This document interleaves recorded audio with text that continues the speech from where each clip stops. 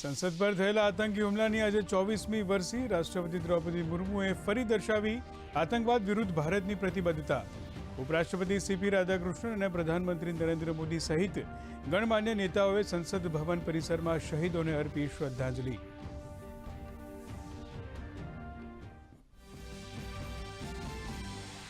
કેન્દ્રીય ગૃહમંત્રી અમિત શાહે છત્તીસગઢમાં બસ્તર ઓલિમ્પિકના સમાપન સમારોહને કર્યું સંબોધન.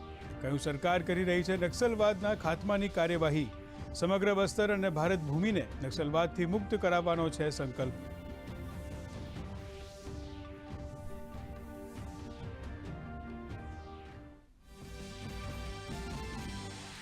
કેરળમાં સ્થાનિક સ્વરાજ્યની ચૂંટણીમાં તિરુવનંતપુરમ અને મનુમામાં લહેરાયો ભાજપનો ધ્વજ.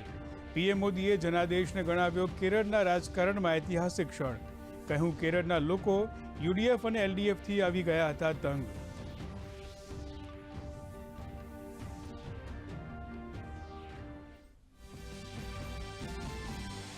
મુખ્યમંત્રી ભૂપેન્દ્ર પટેલે સુરતમાં ₹200 કરોડના ખર્ચે તૈયાર થયેલા રાજ્યના સૌપ્રથમ એલિવેટેડ માર્કેટ યાર્ડનું કર્યું લોકાર્પણ.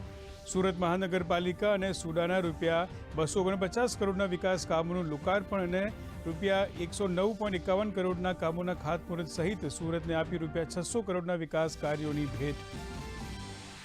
સુરતમાં મુખ્યમંત્રી ભૂપેન્દ્ર પટેલે ઓલ ઇન્ડિયા મેયર્સ કાઉન્સિલની 116મી નેશનલ એક્ઝિક્યુટિવ બેઠકનો કરાવ્યો પ્રારંભ. શહેરોનો સર્વગ્રાહી આર્થિક સામાજિક વિકાસ અને સ્માર્ટ સસ્ટેનેબલ સિટી ડેવલપમેન્ટ પર મૂક્યો ભાર. 16 રાજ્યોના મહાનગરોના મેયર રહ્યા ઉપસ્થિત.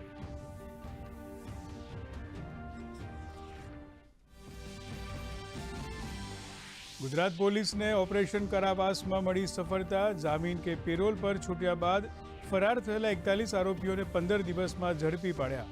15 આરોપીઓ હતા 5 વર્ષથી ફરાર. કાર્યવાહીમાં હ્યુમન ઇન્ટેલિજન્સની સાથે ટેકનિકલ સર્વેલન્સનો પણ કરાયો અસરકારક ઉપયોગ.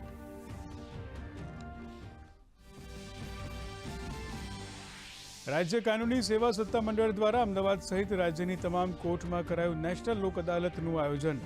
પ્રી લિટિગેશનના કેસ, મોટર અકસ્માતવાળા વર્તનના કેસ, ચેક રિટર્નના કેસ અને લગ્ન વિષયક તકરારના કેસીસનું કરાયું સુખદ સમાધાન. સમાધાન માટે મુકાયા હતા કુલ 5,48,000થી વધુ કેસ.